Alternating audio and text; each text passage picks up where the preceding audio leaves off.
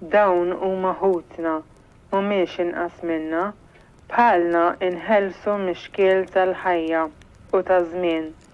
Obejjem maħbubin u ġenerużi tagħna li mingħajrkom ħajjitna kienet tkun tant ħarxa. Intom timraw fil-għafja mbirka fuq tat-tielet. Intom li kontu tipprovdulna inrodulkom kull ġieħ u ħajr. It-ħarbit li seħitkom ma damx ma laqat il-maħbubin tagħna u huma wkoll kellhom jitilqu minn fostna għal tat-tieni. U meta dawk fuq tal-ewwel intlaqtu, tal-ewwel sar tat-tieni, u tat-tieni sar tat-tielet, u tat-tielet sar tal-ewwel. Flimkien u mifrudin fiċ-ċpar tant ċar. Il-palk tħejja lina l-Fawsti biex nimxu l-qudiem fil-ħemda. L-ikbar rigal tal-ġerħa mdemmija u bekk beda ċiklu. Ġerħa tnixxi, sema aħmar dem, ir-re marit, l-art mejta. Il-lejl kiesaħ, il-jum baskat. Meta l-ġerħa tfiq, iċ-ċirku jinkisser, tinqasam il-ġerħa, iċ-ċirku jfiq. Gżira waħda wieqfa, gżira waħda mħarbta, gżira waħda weħida. Tifla minnhom qajma, l-oħra rieqda, ir-re marit, ir-re miġnun, fuq tat-tieni, fuq tat-tielet.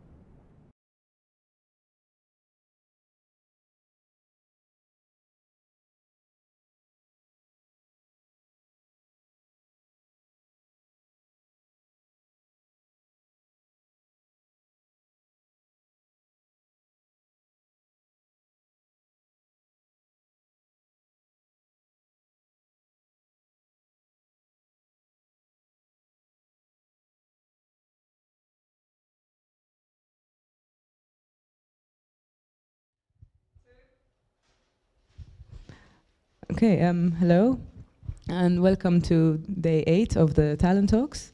Today we've got Peter Sant, who's here with the film Bahar Zmin, a Maltese film. So, hi Peter. Hi, very well, thank you. Good, is your mic? Should be on. Yeah, okay, cool. So, Bahar Zmin, could we start by, could you tell us a bit, in your own words, relate the story to us? The story of the film?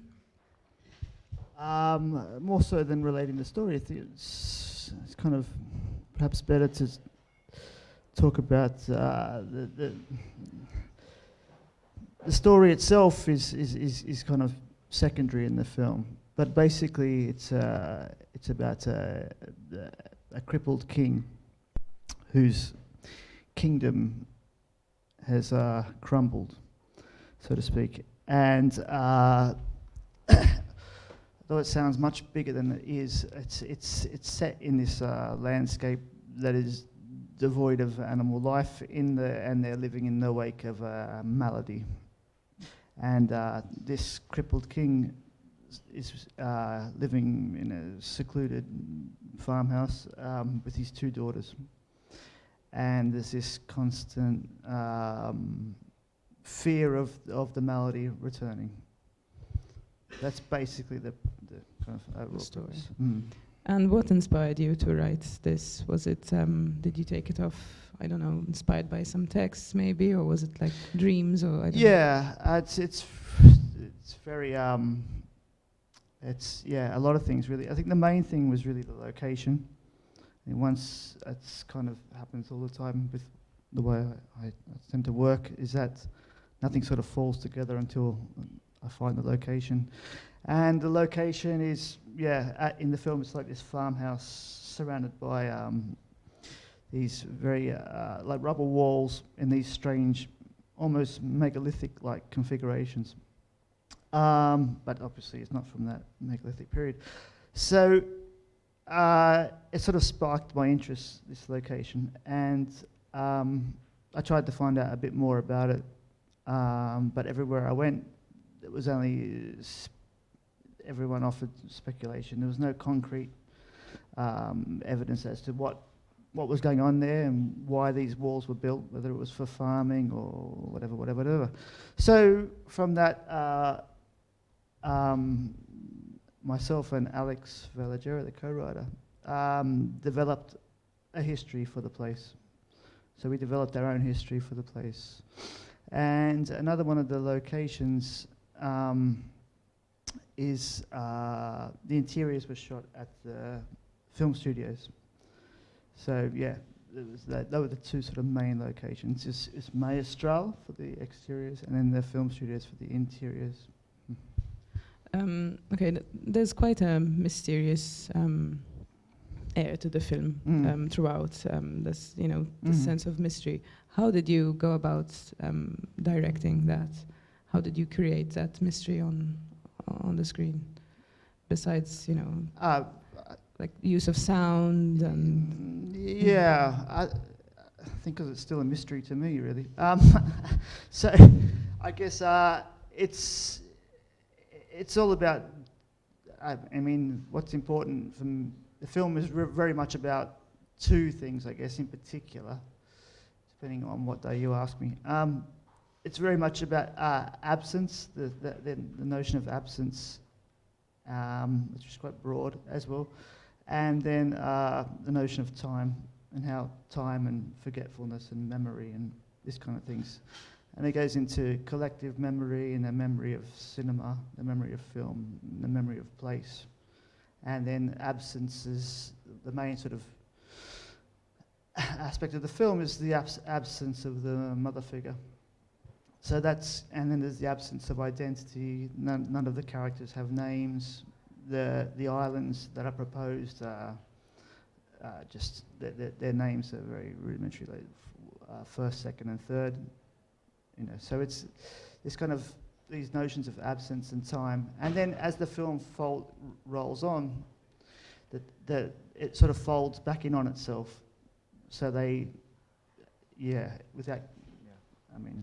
it's sort of the narrative goes, and then it sort of loops back in on itself. So there's always this sort of circular motion happening throughout the film. Mm-hmm. And what about the use of sound? Because I was quite intrigued. That's one of my main interests. So I spent probably about 6 months on the sound. I did it myself for budgetary reasons, and also because I'm very interested in it. So I sort of the use of sound was not to be too colourful and too flamboyant or sensational, but to be in the same sort of mood as the picture, which is quite easy because I didn't have to sort of translate that to a sound designer and then sort of direct that. I knew sort of what I wanted, and I kind of work in that field. So for me, I was always going to do the sound, the post. So it's something I really enjoy, and it's something that that can change the film immensely. The use of sound, incredibly, and that's something I'm really drawn to as well. I kind of developed a few techniques on the way, just through persistence and trial and error. Some of the techniques, I mean, they're not extremely evident. I don't think most people would get them on the first listen anyway. But sort of techniques like superimposing the sound of the sea and using the the the volume fluctuations in that sound, and then superimposing that on the sound of, like say a piano or a cymbal. You wouldn't necessarily hear a piano or a cymbal, but you'd sort of feel it somewhere in the background. So there's sounds that, a lot of sounds in there, I work very hard at, actually, that you don't necessarily hear, but you feel. I think that's where a lot of that sort of tone comes out, if you know what I mean. Yeah, there's kind of a lot of off-screen sounds. It's a lot like, there's always this kind of balance between the seen and the unseen. Yeah, and the film is really made up of, so you've got a very poetic script, and you've got these sounds, you've got, even the visuals are quite poetic. Was that a challenge, to find the balance with weaving all of these things together? I don't know. Not really. It's not something it's not something I'm sort of really conscious of, I guess. I mean, if I tried to do a thriller, I'd have to work very, very hard. But if I think this is something that, I don't know, it's just, maybe it's just a gear that I'm used to, let's say. Yeah, it's a very slow gear, but it's a good gear. Yeah. So I was talking with Ruth Borge, who is one of the actors in the film, and she was telling me how this was actually her first film, and that she's used to theater, and on camera she learned how to be much more subtle with her expressions and her acting. What was it like directing her and then Narsi Kalamata, at the same time? Yeah, you kind of learn as you go along. We did a bit of rehearsal, which kind of helps to sort of get familiarise the actors with the script, and then familiarise yourself with each other, and just really kind of learn how to work together, learn what triggers someone or what not, how not to trigger someone, how to rein them in and how to push them out again when needed. So it's kind of, it's different for me. Different people needed different directing. I wouldn't say I'm a very hands-on director. I kind of leave a lot of it up to them, and then it was quite flexible. But just the main thing was really managing this tone, just making sure the tone was good, and that also has to be similar on set, because if the tone on set's conflicting the tone you're trying to portray on screen, then you have a problem. So, yeah. Can I ask you maybe about outside the film? So maybe its relevance, of course, to present day Malta, issues with the environment. Could you talk a bit about those reasons why making this film, perhaps? The connection with the film and present day situation today, outside the film. So I mean, there's an obvious connection to like the environment, which is a big issue at the moment. I mean, yeah, it's kind of the initial idea started with this sort of whole notion of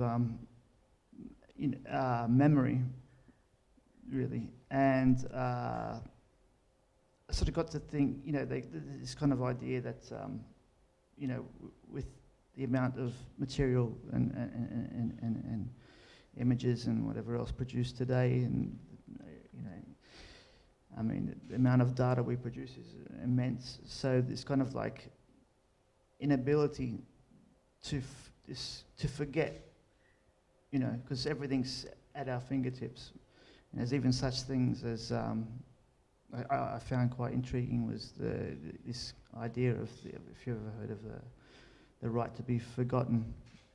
The Google right to be forgotten, so you can eliminate your past from the web, and that was I like that idea quite a lot. So it was kind of like that's the Chinese character in the film, you know, he's there to learn to forget, you know. That's what his dream is, to forget, because his mind is swollen with all these memories. And he kind of, you know, because of his status as you know, it's, comes across, he's supposed to be sort of quite a rich businessman of sorts. But yeah, so he has the resources to arrive at this secluded, infected place in order to forget. And that's his, you know. And then that notion is always also repeated there's a big monologue by with Ruth where she talks about forgetfulness, which is very much taken from the Confessions of St. Augustine. Confessions, yeah. So that's another sort of, I'm sort of going off course here, but that's another influence as well. It's a few literary influences and cinematic influences. So it's, you know, there's also the notion of the memory of film as well, you know, and the traces of film, and yeah, because there's a scene where the film sort of folds back in on itself, and they watch you watch the film again within the film. So. Okay, and how are the reactions to the film? You know, have you received any particular comments, maybe especially locally? Right. Because the film screened a couple. I mean, I saw this a couple of months. Okay. As Yeah. well, so Locally the feedback's been quite good. Obviously, it's a niche film. It's not everyone's cup of tea. But the reaction's been quite good. I think more interestingly is the reactions abroad. Because pretty much this time last year is where we premiered the film, and being screened abroad, I mean, the first thing I'm always asked, people are intrigued by the language, you know. And I think that's something that really should, it's something that really, you know, sort of, yeah, needs to go out there more and to exploit that sort of, you know, that I don't know what you say, uniqueness, I guess, but you know, it is a very intriguing language, and that's what people are first struck by. You know, what is this language and where is this place? Because it's never explicitly stated in the film where it is, which I kind of did on purpose. Okay. Do we have any questions from the audience, maybe?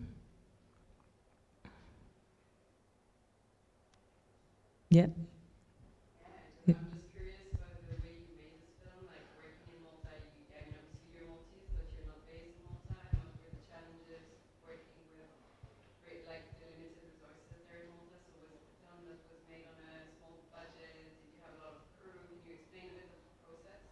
Yeah. So yeah, I guess there is a sort of limited resources here to some extent, but. I mean, limited in the sense that depends how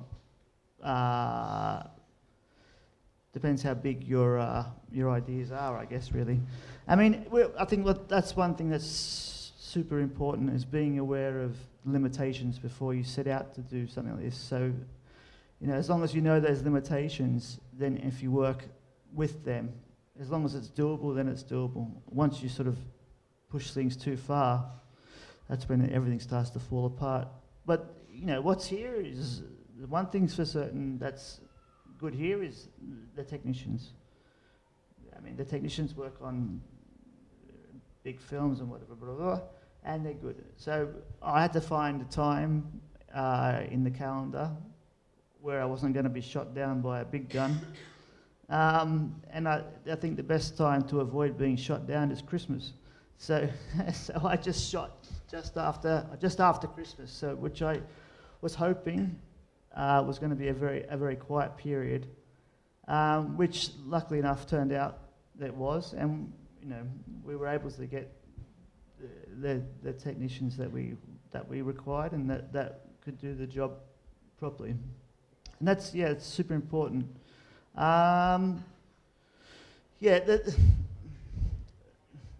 Yeah, I mean, I think that's something that there's obviously the financial limitations as well. Yeah, I'm still paying the price for that, but Can you maybe explain a bit how you finance the film and how you distributed it and if you collaborated with other countries to get it out there? Because I think a lot of filmmakers in Malta struggle to take their works out and the word out there. So mm. if you can explain a bit more about the way you worked and if you worked with foreign countries and how you finance and distributed the film. Okay, so it was financed purely through the Malta Film Fund. The remaining funds from that came from my own work, really, because I did this sound design and a lot of the technical stuff in the post workflow. That sort of, for me, I enjoy that kind of work to some extent, and it's sort of without that knowledge, I probably wouldn't have been able to do it. I guess, and getting it out there, I'm not. I wouldn't say that I'm very knowledgeable of the film industry itself. I don't really know how things work in the film industry, and to some extent, I'm not particularly interested either. Although I did try to push it out there in a few festivals and stuff, and it premiered at Marseille and went on to festivals in the Americas and Spain, and now it's off to a festival in Valletta now, and then it's off to a festival in India. That's just been, really myself pushing it out there as best as I could, and now we're trying to, with the film of this nature, distribution is kind of, it's never going to happen, right? If anyone manages to make money from this film, it's a miracle. And I don't think anyone's going to go near it to make money from. But still, I think I'll try. We're trying to organise self-distribution within the UK, the cinemas in the UK, and hopefully, once we've achieved that. Pushing out further than the UK. It's only the UK because that's where I'm based at the moment. So it's a hard slog. It's not. It just eats years of your life. Huh? Yeah, I wouldn't recommend it. Do you have any more questions? Can I just ask you about your writing process? So you co-wrote the script with Alex Valletta. What does that entail exactly? What's the process you had with him? Writing, rewriting and rewriting and rewriting. It went through so many permutations, different permutations. It's unrecognizable from what it started out as. It changes throughout the writing process. But what I realised is that you can sit there forever writing, but nothing really matters until once you're on set, everything changes again, and then once you get into the edit, it changes again, and then once you get into the sound, it changes again. So I think writing's it's an important process, but having the knowledge of the entire process of a long form film, I sort of reconsider my approach. So I'd say it's really the first time I really worked off a script. I usually sort of work differently than that. Mm-hmm. Okay. Thank you very much, Peter. So we're going to take a 5-minute break, and then we'll have the short film jury up next. Thanks. Thank you.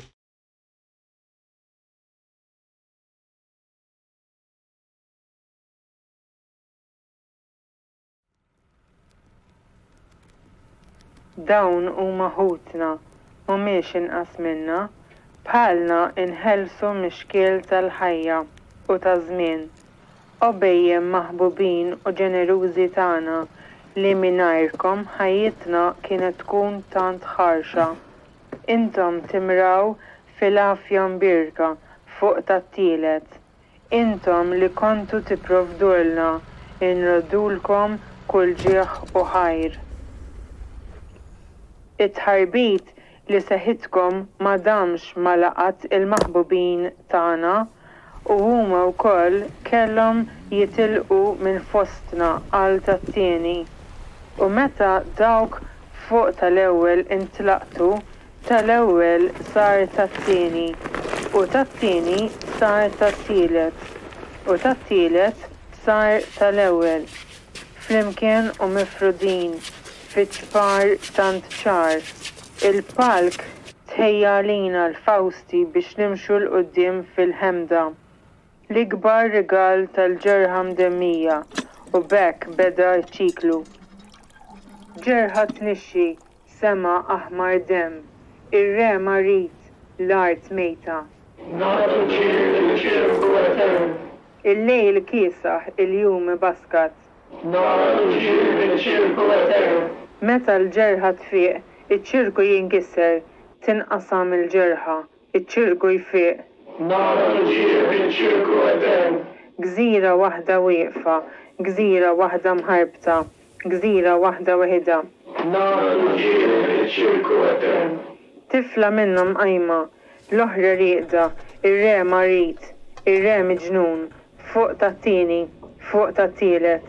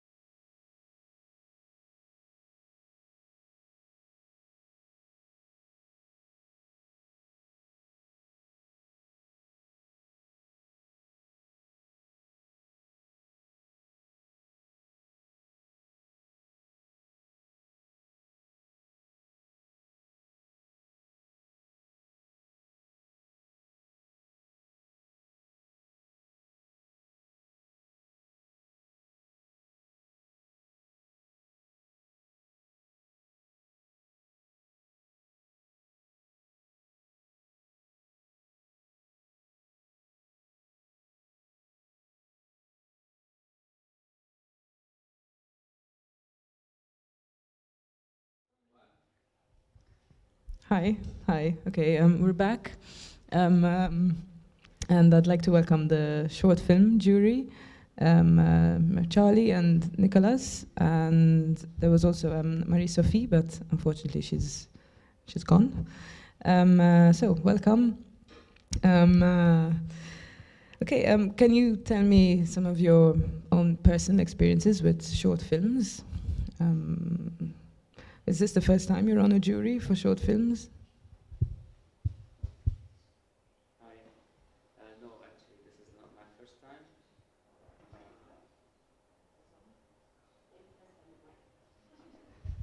Okay, it's on. No, this is not my first time. I served in many juries before, and I come from a short film background because I'm the program director of NDU International Film Festival in Lebanon, and recently also programming Batroun Mediterranean Film Festival. So I've been in the short film world since like 20 years now, after studying filmmaking as well. Hello. No, this is my first time on a jury. I've programmed short films before and I've made short films, but this is the first time that I'm actually doing this, and it's really exciting. So what's it like being on a jury? Ooh, pressure. Today, yeah. With someone so experienced, maybe. We had a very intense time trying to choose the winning film today, and it was hard because we had some really good entries. Yeah. But I think we managed. We're alive. We didn't kill each other yet. Yeah, I think that it's always better not to look back. So, decision taken.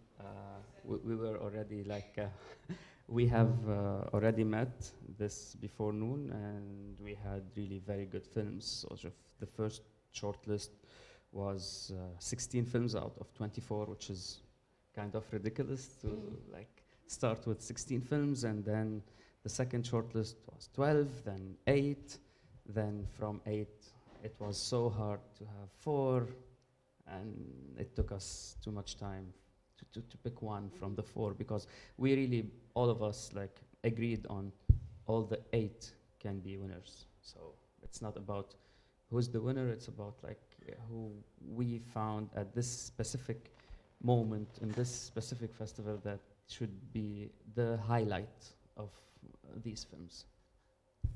Yeah, so there are 24 short films at the film festival, and this year actually, for the first time, the festival has introduced the Cinema of Small Nations competition for feature films and shorts, which means that all these films come from small nations.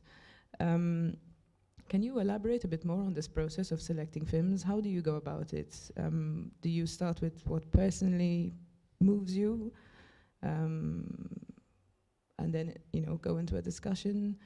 And what kind of films strike you? What do you look for? Do you mean in terms of selection for as a jury member, or when Yes, you're selecting as a jury? I think there is initial. Being in the theatre with an audience is a great experience because you get to engage, you get to see how everyone else is engaging with the film. I think it's initially a gut instinct. There are things that certain types of films I like, but you also need to look outside yourself as well. And there is certain criteria. It's technical, narrative. You're looking at performance, and I think it's a distinct directorial voice is always and what is the film saying, and that's why I think this was so hard that with this program that there were so many unique stories and distinct voices there. Yeah, I totally agree. Like again, we go back to why we had 16 short films shortlisted from 24. And this is a big number because the program is composed from cinema of small nations. You feel that there is not this film that stands out, that is really out of the globe of this kind of cinema. So you feel that there's really like all the films are kind of equal, and it's really hard to now try to pick. And because, as Charlie already said, every film has its uniqueness, and they are so different. So we had to create our own paradigms to see how we're gonna like keep on shortlisting in order to pick one. And with this, we also had a mixture of docs and fiction and animation, so that was also quite tricky because they all have their own merits. Yeah. Yeah, so we can say, so this program, Cinema of Small Nations, there's a common thread between them because their films coming from small nations. At the same time, they stand out. Yeah. There's definitely an identity behind Yeah. it. Definitely, it's a program with an identity. Yeah, that's quite a skill now, making a short film to tell a story in a very short amount of time. Again, weaving in things like visual, the narrative. So yeah, can you talk a bit about your own experiences though with short films, making a short film besides being on a jury as well? I think there's that misconception that shorts are easier because they're shorts and, oh, you just make a short so you can go on to make a feature. But I find shorts much trickier because you don't have that much time. You're trying to really keep your audience with you. You usually try to say a lot in a short space of time, and they still cost quite a bit of money. But the good thing about shorts is I think they let you experiment. And I'm producing a few shorts at the moment, and I've only made one short myself, which was a documentary, and trying to just leaving things on the cutting room floor was really, really hard. But in a way, I'm glad because I think the story is more succinct. Unlike me. Yeah, again, like I agree with Charlie, like shorts are not easier. They're definitely not easier, and because you have this small time, you always have moments that are multi-layered. So you need to show more in less time, and like you cannot lose a second. So it's kind of an ongoing process of creativity and ongoing process of symbolism. So no, definitely it is. It's a different, let's say, craft. Maybe, definitely, it takes less time, but it's not easier. Do you have maybe any words of advice for people making short films? Words of advice? Do you have any words of advice for young, filmmakers making of their first short? Or we need some advisors. Yeah, because we work in films. So, but if I would like say something, it's always the innovation. Short films are about innovation in using new kind of storytelling, new treatment, maybe new techniques. So it's an amazing field of experimenting. It's an ongoing, I allow myself to say, playing. So you keep on playing and trying, and so that what makes short films very interesting. Yeah, no, it is quite exciting, and I actually more and more I really look towards the short film program of a festival. Also because you're sitting in a theater for 2 hours and you're watching so many different things at once. Of course, a feature is a whole different animal, but yeah.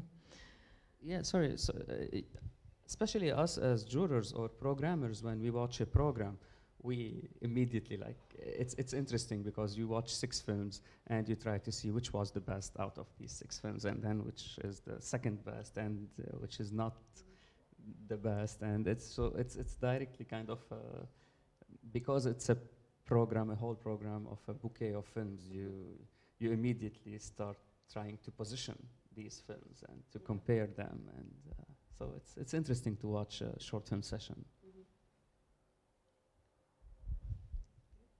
No.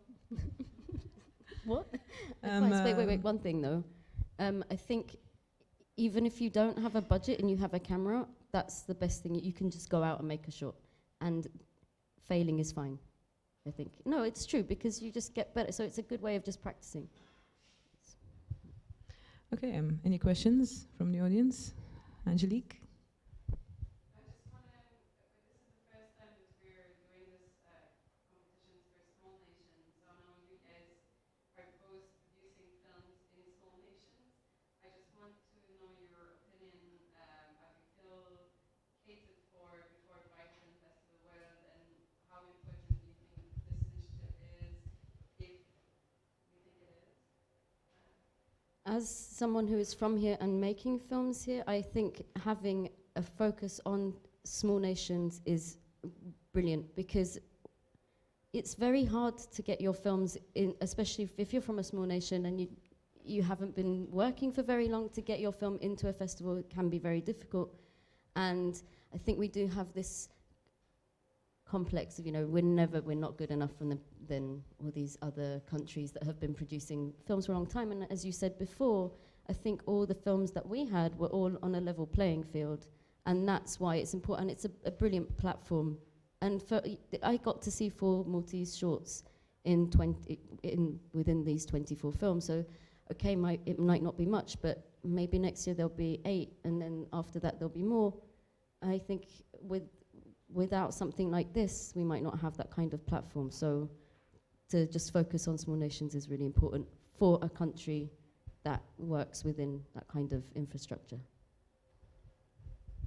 I honestly can't thank you enough for for creating a program, especially for the small nations. But at the same time, you're always on my mind. Is it going to be easy on you to program 24 films from small nations, 24 good films every year from the small nations? So yes, we thank you so much. It's an amazing platform, and we're a bit jealous. Like, you have an amazing idea of creating a cinema of small nations competition, but at the same time, I have this worry, like, will you be able to have a big representation from the countries, and will you have every year good films coming from these small nations? Let's hope. Let's hope for that. What was the response like when you? What was the response like when you put that call out for films, or were you trying to find those films? How? We received about 300 submissions. That's amazing.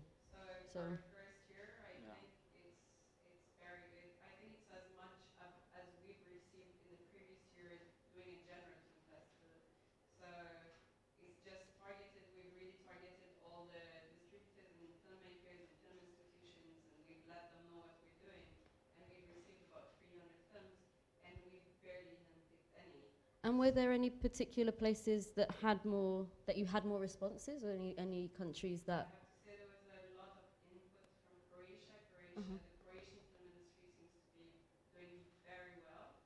So, which is also great, because for Malta, who's an emerging country in the film industry, I think it's great to like, instead of looking at America as an example, because Malta has been servicing the film industry for so long, I think it's great to shift the focus and look at a more realistic and feasible example, and look at a more realistic. Yeah, exactly. No, that's totally right. I'm just right.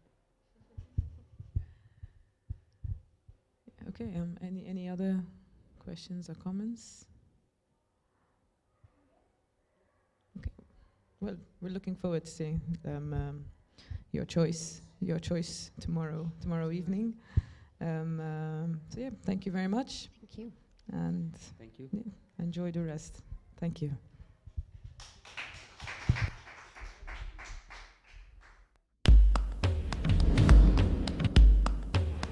Hi, my name is Mikhail Basmajan, and I'm a television, film and theatre actor. Now, I also played the part of a police officer, a Maltese police officer, in a short film called Sheep, where my job was to guard the sheep. Now, that was about 2 years ago, and it first premiered here at the Valletta Film Festival. Now, the Valletta Film Festival is 5 years old, and it is the cinema event that should not be missed. Spans over 10 days, over 100 films, open-air cinema, something you have to come to. Now, when you look at the program of the Valletta Film Festival, you can actually get confused. I mean, it is a great selection, but where do you start? That's why I'm here today. My job is to help you decide. Winners of various festivals, such as the Golden Bear Award at the Berlinale. Other films straight from Cannes. And we will be having the long-awaited full-feature documentary film Maradona. And this is based on 500 hours of yet unseen footage from Maradona's personal archives. Imagine that. A total of 12 feature and documentary, as well as 24 short films, will compete as part of the Cinema of Small Nations competition, eligible only to films from 34 small nations in Europe, Middle East and North Africa.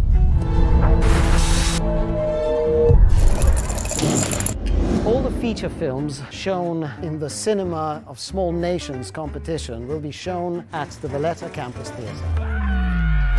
As part of the festival, we also have a section called Islanders, and we have films like Capri Revolution, Twin Flower, a Maltese production called Bahar Zmin of Time and Sea by Peter Sant, starring Ruth Borch and Narsi Kalamata. And as part of the Islanders section, we also have a film called Islander. So we are at the Phoenicia Hotel, which is just outside Valletta, and actually this is the place where a lot of actors, directors and producers participating in the festival will be staying. One such director is the famed Hungarian director Béla Tarr, who will be giving a masterclass here on his work as auteur.